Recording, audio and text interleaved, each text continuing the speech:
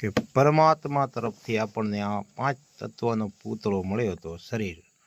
પણ એની આજે છઠ્ઠું તત્વ જો કોઈ વળી ગયું હોય ને તો એ છે રૂપિયા, એટલે પૈસા. પૈસા જેની પાસે હોય એને પરમાત્મા કરતાં પણ માણસ વધારે માન આપે, સન્માન આપે છે. આજે આપણે આનો જોઈ જ રહ્યા છીએ. ભગવાનની કરતાં પણ માણસને ઊંચો માનવામાં આવે. એટલે એની એક નારાયણ સ્વામી બાપુની ભજનની એક કડી છે કે મંદિરિયામાં બેઠા બેઠા પ્રભુજી પણ મૂંઝાય, ભાવ વિનાના આવે ભક્તો.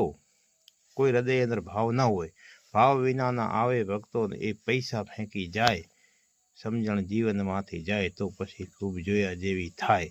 એની એક બીજી કડી છે કે ધર્મની તો કિંમત કેવલ નાણાંથી જ અંકાય, મોટી મોટી થાય કથાયો પછી એમાં ફાળા ફરતા જાય, સમજણ જીવનમાંથી જાય તો પછી જોયા જેવી થાય. શુભ સવાર. જય નારાયણ.